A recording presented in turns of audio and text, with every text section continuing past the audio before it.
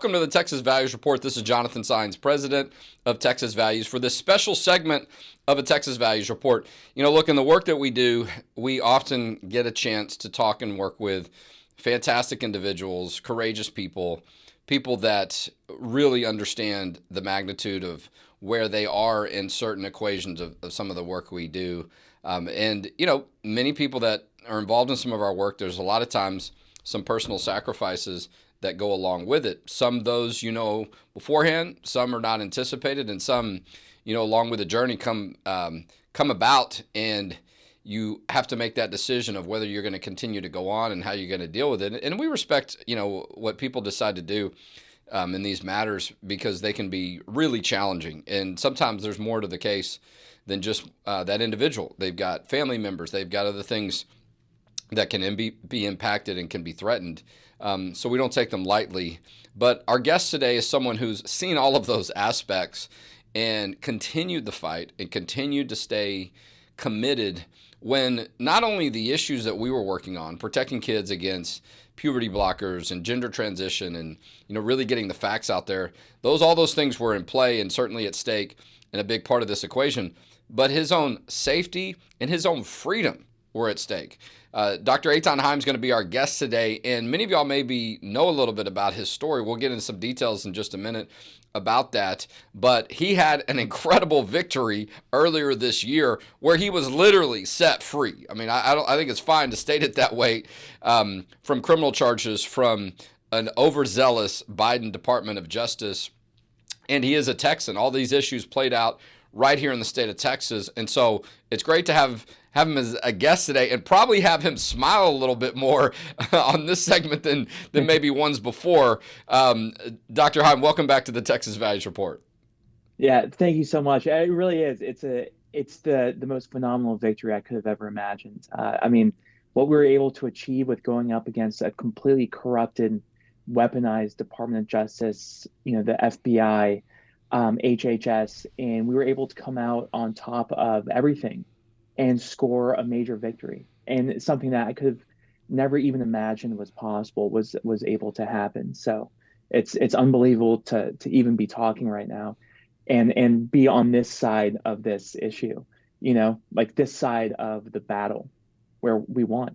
Yeah, there's no doubt. So in case people out there missed it, 2 or 3 weeks ago, just a week or two after the Trump administration got settled in, President Trump got sworn in and got a couple of other people on board with his team.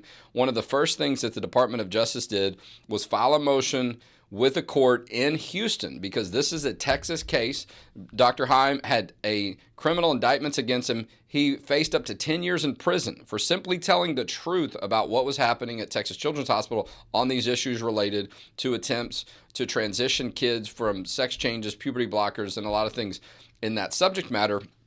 And he came forward and told the truth about it a couple of years, when this issue was being talked about a lot, but there weren't a whole lot of optimism that things were going to go in the right direction. Texas was in the process of passing a law to protect kids from these gender transition procedures and operations and methods that are very dangerous and oftentimes irreversible and sometimes can lead to death. A lot of people don't talk about the impact that it can have on those individuals later on.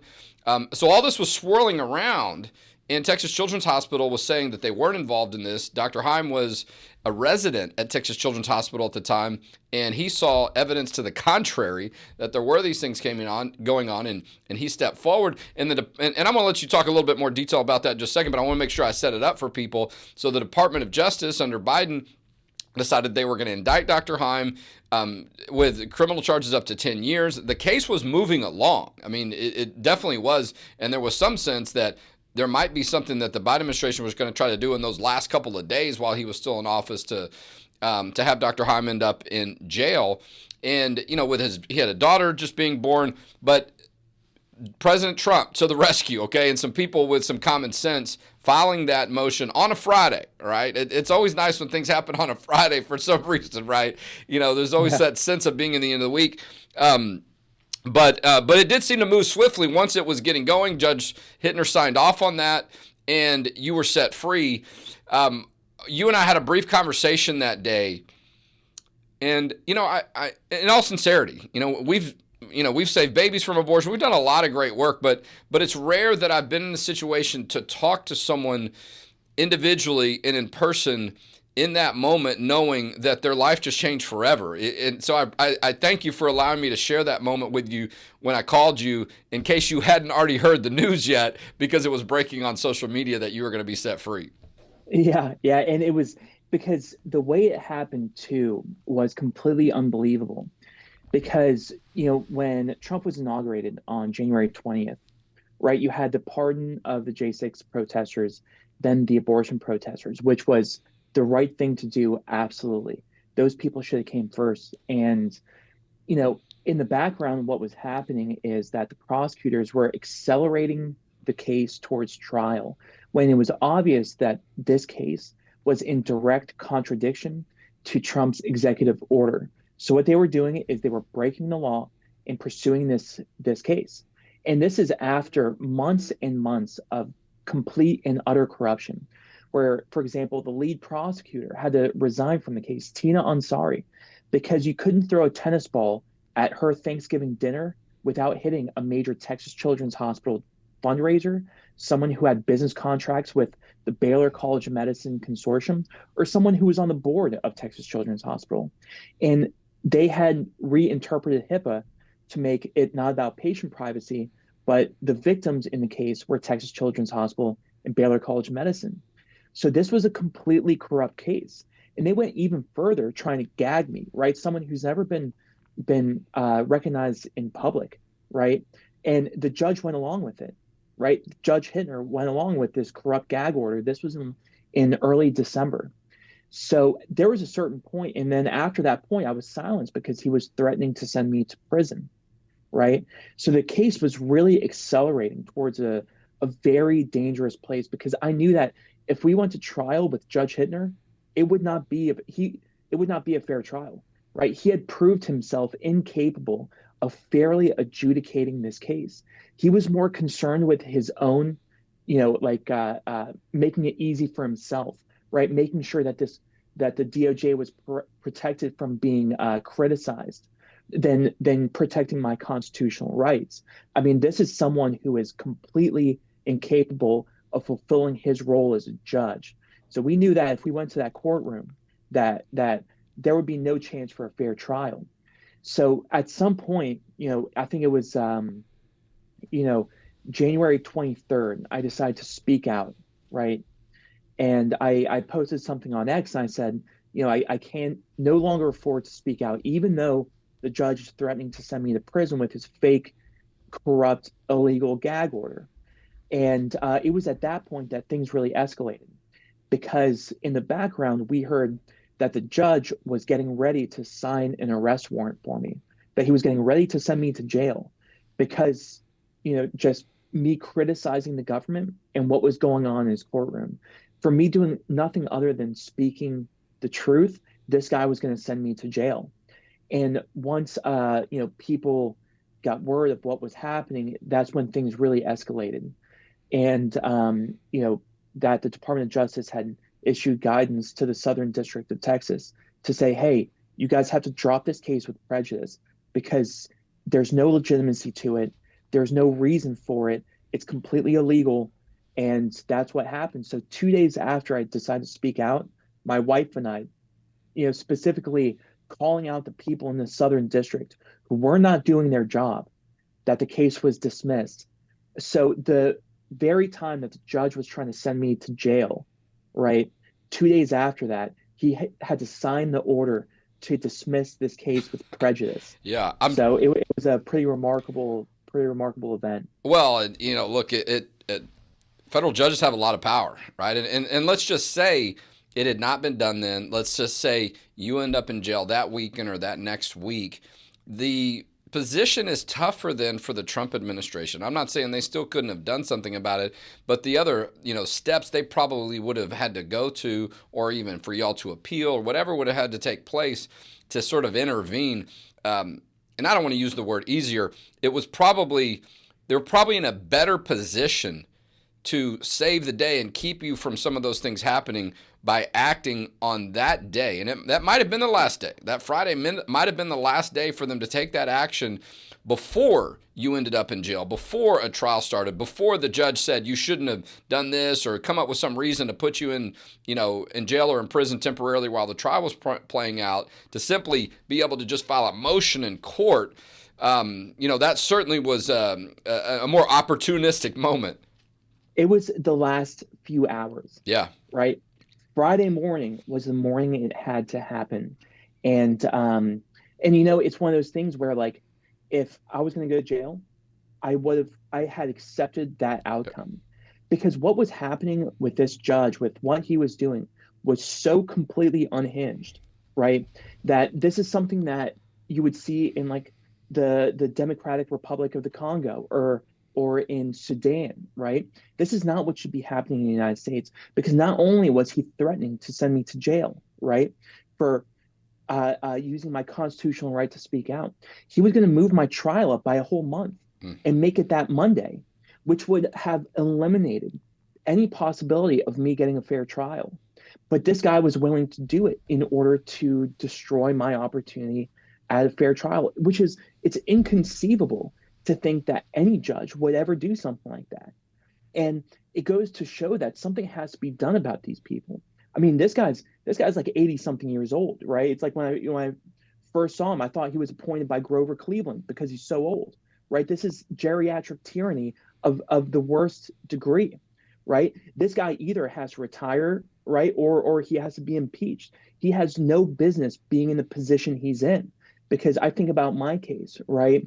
But how many innocent people are sitting in prison today because of Judge Hittner?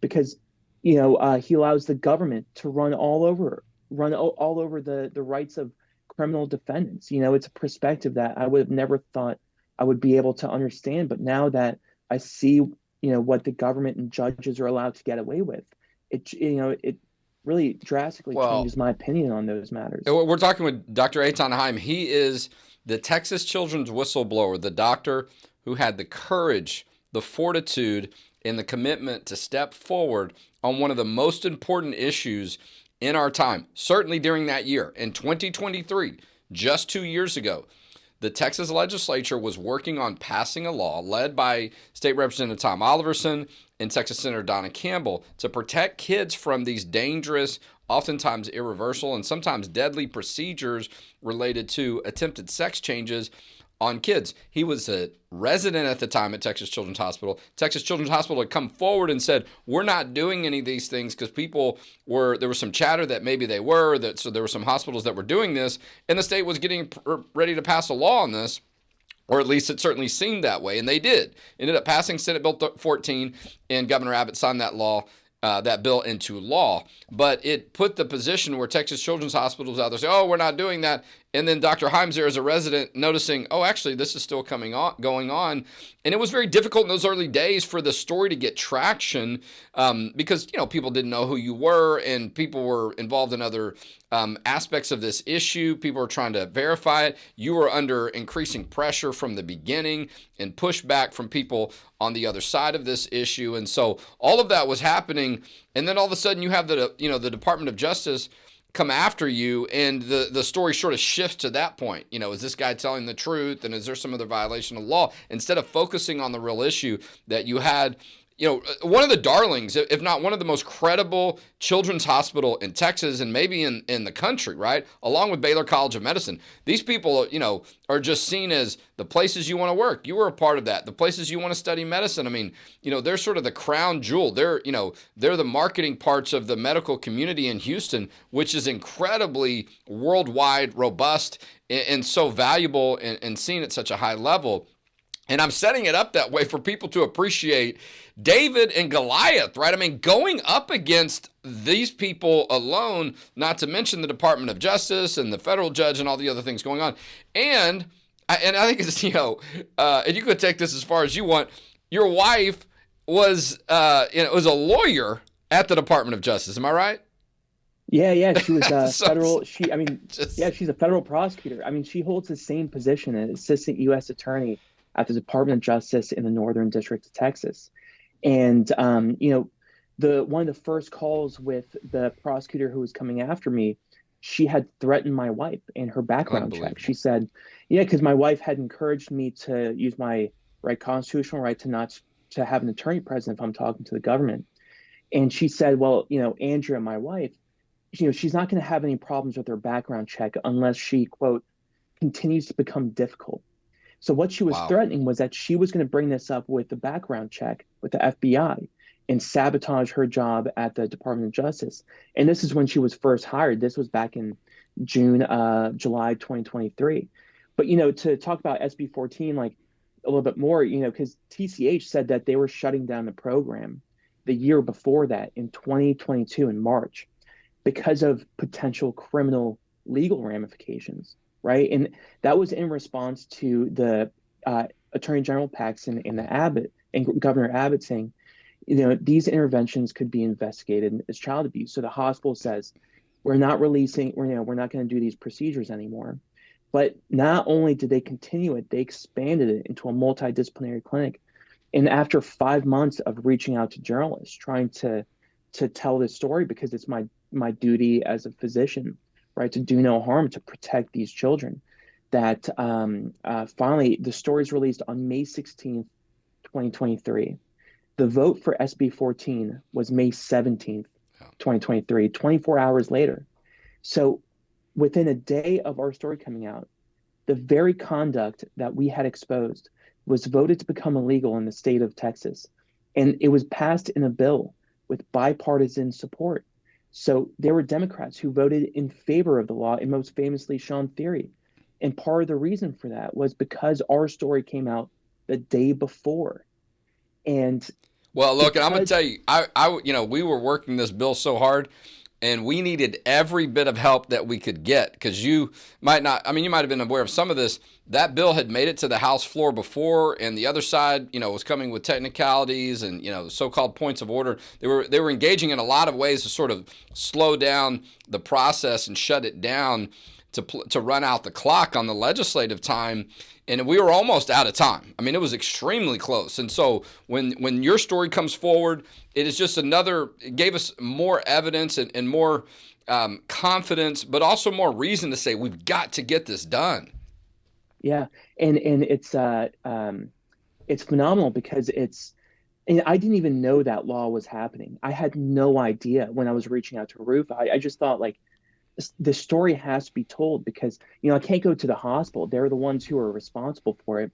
I actually tried going to the Attorney General's office. Like, we were going to, during trial, we were going to have the AG serve as a witness, because, we had reached out to them, and understandably, like, the office was kind of in a tumultuous situation because it was only a couple of days after our story came out that he was impeached. Yeah. That last session was, there were so many different things going on, which can be frustrating, right? Because you're trying to get good things done, but the legislative process is not immune to some of these other things that are going on in this theater. As a matter of fact, I was at the Texas House that afternoon. It was a Saturday when the Texas House voted to impeach them, and they don't often meet on Saturdays. As they get later in the process in May, sometimes they do. And I remember being there because those things do impact everything else that's going on. To your point, when you're trying to save kids from these dangerous procedures, let me back up for just a second. I know you've got just an incredible interview that's out now that gets into a lot more of this detail. I want to see, and so it may be covered there, but I want to, when were you first made aware that the Department of Justice was coming after you? It was June 23rd, 2023. About a month after the story came out, when I was still anonymous, because I was, and it's important for people to understand, like, I never wanted my identity to be known. So it was the day of my graduation from surgical training, one of the most important days of my life, where I was about to meet my family for the graduation ceremony later that evening. And then 2 armed federal agents with Health and Human Services come to my home right at like 12 o'clock in the afternoon. I'm about to meet my parents and go to this ceremony. And they inform me that I'm the target of a federal criminal investigation.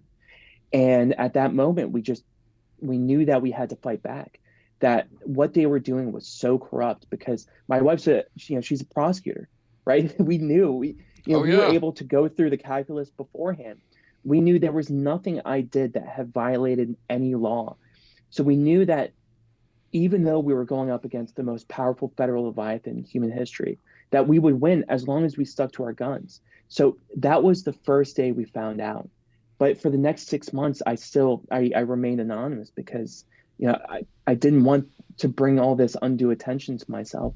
But once I knew that the corruption coming from the Department of Justice was so severe that they backed me into a corner, I had no other option than to speak out publicly because the prosecutor told my attorneys very explicitly that she was going to take me to trial even if she was going to lose, right? Yeah. Which the implication is that this is not about justice. This is about weaponizing her authority to target opponents of the current political regime. Because in the Department of Justice manual, the only cases they're supposed to bring, right? And I know this because my wife's a federal prosecutor. The only cases they're supposed to bring are the ones that they're very confident they can win. So she's telling us that she's going to bring it even if she's sure she's going to lose. It's crazy. Like, the process is going to be the punishment, and that's the whole point because we still owe $1 million.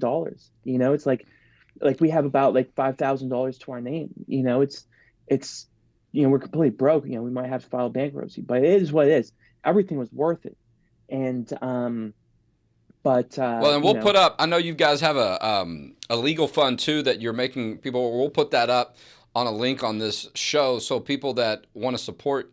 Because you're right. Look, it's over. I mean, you've been set free. The charges have been dropped. Am I right? Is there anything else legally that needs to be done, or has all that been handled? Yeah, at least from the Department of Justice, everything is over. Yeah. It's the Texas Medical Board tried to come after me. The Human Rights Council tried to come after me, and I think my suspicion is that because we got notices of investigation and then target letters from those two organizations, the Texas Medical Board and the Human Rights Council, and it was just so happened that they happened during times of the criminal like during the criminal process, that I think there were signs of intimidation, where they might have been working with certain people in the Department of Justice in order to intimidate me to kind of be like, all right, our criminal case is completely falling apart, but here are these other suits that, you should just plead to something and make this all go away because it's never going to end. We're talking to Dr. Eithan Haim. He is the Texas Children's Hospital whistleblower. He's the courageous doctor who stepped forward to make sure the truth would be told about the type of procedures and the cover-up, if you will, and the dishonesty by one of the most major medical facilities in the state of Texas, if not the country, on the issue of trying to transition kids from boys to girls or girls to boy with puberty blockers, operations, all kinds of different methods that they'll come up with. And he had the courage to come forward, and the Department of Justice came after him. He was indicted. He was facing up to 10 years in prison. And as we talked about earlier in this segment, that he was within days, if not hours, of realizing he was going to end up in jail before going to trial. And this thing would turn real quickly against him. And could have been a point of no return. But the President Trump's administration gets sworn in, gets some people in office, into place. And within a few days, the charges were dropped. Now that the Trump administration was in charge of the Department of Justice, they were able to come in and do that. And you and I had a conversation that week, and you and I had a little bit of an exchange and earlier in the week, and there was just something about the timing too. I know you weren't able to say a whole lot that I sensed in my judgment in working in this field for a while, that things were within hours, that there was some urgency to it. And I got real feverish on social media. I talked to our team. We scrambled some different things. I was in D.C. for the inauguration, and I was able to have a conversation with someone. I sensed that as well. And I don't always know if that's going to be accurate, but that was my judgment from, what I could hear and see. And that's what ended up being the case, right? You were within hours of losing your freedom, and who knows where things have gone. But that also, you mentioned this, the Trump administration put out an executive order right around that time, making it clear that they were not only that these hospitals should not be doing these type of procedures and operations on kids on sex change issues, but they were going to face some penalties. They were going to lose some federal funding. I mean, they put some teeth behind that, shifting this very quickly and clearly, but in just, in the nick of time. And I appreciate you mentioned about some of the other people that he addressed before that were also had their concerns about what was happening in the Biden Department of Justice, and so speaks to your patience. But don't forget about me, right? But now there's work to do moving forward as you continue to be able to tell more of the story. But I want people, and I wanted to have a lot of detail that you've provided on this, because I want people to truly appreciate all the different pieces and the dynamics and the things that come about that oftentimes make it difficult, if not close to impossible, to stand up for what you believe in. Because when the other side's aware of that and aware of what could happen if you're able to tell more of your story and the truth gets out, they will come at you from every angle they can think of, right? Your wife, you had a child that was on the way. I mean, there's all these things that they know they can use to work against you and just can make it difficult, but you held the line just long enough, right? And it was a long time. And so I just want to say thank you so much for your courage. You're an inspiration. That's why I love that you're going to have a presence at our Texas Faith and Family Day at March 6th at the Texas Capitol. We want people to get signed up for that. Because we need more people like you involved in this work. And without you, we can't get great work done. I can't speak. Get good work done. So I thank you so much for that. And, there's still work to do moving forward. And now you can breathe a little bit easier while you're doing that, because you're going to be one of the strongest voices as we work on this issue in Texas, but also across the country. Yeah, it's true that, they will use every pressure point to try to destroy you because they go after your career, right?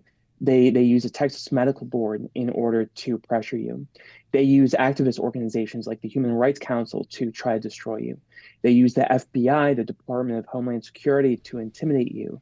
They threaten your wife to try to tear apart your family, right? They take you away from your child. Like, I had to leave 2 hours after my wife had an emergency C-section. I had to leave to go to court, right, to Houston, right? That was the most devastating thing ever, right? Like, they try everything possible to destroy you wholly and completely. But it's one of those things where you realize, like, if they're doing this to me, then they're going to do it to my kids one day. Because if this is able to persist, then it's only going to be worse for our children. So the only way for us to create a better future for them is to fight back against it now. And if we don't do it, right, for the expediency of the moment, then we're just passing on those fights to our children. So I would say rather, let's just fight these things out now, because we have to deliver our kids into a better future. There's no doubt. And you're such a great example of that. And this issue owes so much to you. Because everyone, and you got people out there like Chloe Cole and others that are part of this effort, but no one's been in the circumstance that you've been in, and has also been such a great opportunity to pull the curtain back and show the truth of what's going on, the pressure that will come around it, the ways that it's so corrupt, because they know that the science and the medicine, none of this is good for kids. And the way that they've been able to get away with it is to hide it, to lie to people, to put pressure on them. And you busted through all of that, and still were able to secure your freedom. And now we've got help from the top down, from the White House to the State House here in Texas and all across the country. And so now we got an opportunity to make this issue really strong and really to protect kids, because that's what all of this is about, is to make sure these things aren't happening to kids and really set them free from this ideology and these awful things that they're doing to kids in the name of so-called science. And so we got to wrap it up. You've been a great guest, and I'm looking forward to seeing you soon. I know you've got real medical work to do too. We'll put a picture up, though. I know you posted on social media that champagne glass that you had up, and I think you might have been holding your daughter. I mean, look, we've nothing wrong with celebrating freedom in the reality of what it's like when you could lose it, and for who knows how long. And so and extend some gratitude too, if you will, to your wife. We know we got to meet her before, and you were at one of our events last year. What an incredible partner that you have involved in this. And I know that there were probably some tough moments for her. And you'll have some great stories to tell your daughter pretty soon when she gets a little bit older in understanding this. But thank you for all the work that you've done. You're going to continue to do. We'll put the link up, by the way, to the fund if you want to support the legal fund for Dr. Haim. Still bills to pay, even though the freedom's there. It didn't come without a price in many ways, and so we want people to get an opportunity to support you. And we'll look forward to having you on March 6th at our Texas Faith and Family. Dr. Eithan Haim, Texas Children's Hospital whistleblower, one of the most courageous men that you'll meet, and one of the most important figures and one of the most important leaders of our time on this issue, has been our guest today on the Texas Values Report. Thanks, Dr. Haim. Thank you so much. I'll see you then.